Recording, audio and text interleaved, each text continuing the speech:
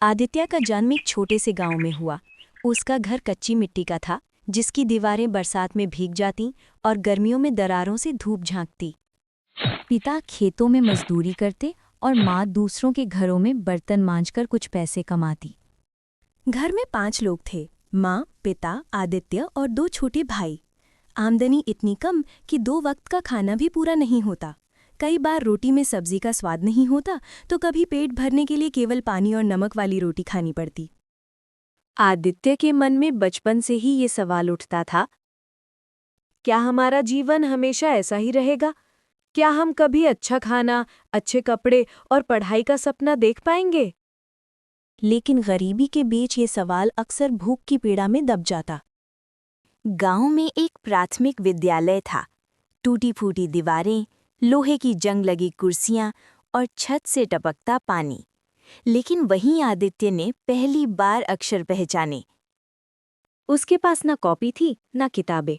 जो फटे हुए पन्ने गांव के बच्चे फेंक देते, वो उन्हें इकट्ठा करता और उन पर लिखने का अभ्यास करता। पेंसिल भी आधी टूटी हुई मिलती, लेकिन वो उसे बड़ा खजाना समझता। शिक्षक ने एक दिन उससे पूछा, आदित्य, तुम इतने ध्यान से पढ़ते क्यों हो? आदित्य ने मासूम आंखों से जवाब दिया, गुरुजी, मैं बड़ा होकर ऐसा इंसान बनना चाहता हूँ जिससे माँ बाप को कभी भूखा ना सोना पड़े। उसकी बात सुनकर गुरुजी की आंखें भी भर आईं।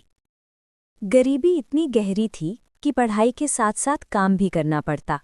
स्कूल से लौटकर वो गांव की चाय की दुकान पर बर्तन धोता, कभी-कभी खेतों में मजदूरी भी करता। उम्र तो खेल कूद की थी, लेकिन उसके छोटे हाथों में छाले पड़ जाते। फिर भी वो थकान को नज़रअंदाज कर रात में मिट्टी के दिए की रोशनी में पढ़ाई करता। माँ अक्सर कहती, बेटा, इतना मत पढ़ा कर, आंखें खराब हो जाएंगी। लेकिन आदित्य मुस्कुराकर कहता, अम्मा, अंधेरा तो हमारे जीवन में पहले से है। मुझे पढ़ाई करके ही इसे रोशनी में बदलना है। गरीब होना सिर्फ भूख का दर्द नहीं है, बल्कि समाज की नज़र में नीचा दिखना भी है। गांव के अमीर बच्चों के पास अच्छे कपड़े, जूते और किताबें होते। वे आदित्य का मजाक उड़ाते। अरे देखो, ये फटे कपड़ों वाला पढ़ाई करेगा, इसकी औकात ही क्या है? कभी-कभी आदित्य का मन टूट जाता, लेकिन उसकी माँ उसे गले लगाकर कहती, बेटा, लोग चाहे जो कहें, तू मेहनत करता रहे। मेहनत करने वाले की हार कभी नहीं होती। ये वाक्य आदित्य के जीवन का मंत्र बन गया। कक्षा 5वीं में जब परीक्षा हुई, तो गांव के सभी बच्चों को विश्वास था कि आदित्य पास नहीं हो पाएगा, लेकिन नतीजे आए तो सब चौंक गए। आदित्य ने पूरे गांव में सबसे ज्यादा अंक हासिल किए। शिक्षक ने उसके सिर पर हाथ रखकर कहा, तुम्हारे भीतर आग है बेटा। ये आग एक दिन तुम्हें बहुत ऊंचाई तक ले जाएगी। ये पहला मौका था जब आदित्य को लगा कि उसकी मेहनत रंग ला रही है। मिडिल स्कूल गांव से 3 किलोमीटर दूर था। रोज पैदल जाना पड़ता। बरसात में कीचड़ भरे रास्ते, गर्मी में तपती धूप और सर्दियों की ठंडी हवाएं, हर मौसम में वो अपने सपनों को संभालते हुए आगे बढ़ता। कभी उसके पास चप्पल होती, कभी नंगे पैर ही चलना पड़ता, लेकिन उसने हार नहीं मानी। रास्ते में लोग उसे देखकर कहते, अरे पगले, इतना पढ़कर क्या करेगा? अंत में तो मजदूरी ही करनी है। लेकिन आदित्य जानता था कि शिक्षा ही उसकी असली पूंजी है। आदित्य की माँ ने उसके लिए बहुत त्याग किया। जब घर में पर्याप्त खाना नहीं होता, तो वो अपना हिस्सा उसे दे देती। कभी अपने लिए कपड़े नहीं खरीदे, लेकिन बेटे के लिए पुरानी कॉपी किताब ही खरीद कर लाती। एक बार घर में सिर्फ 2 रोटियां थी।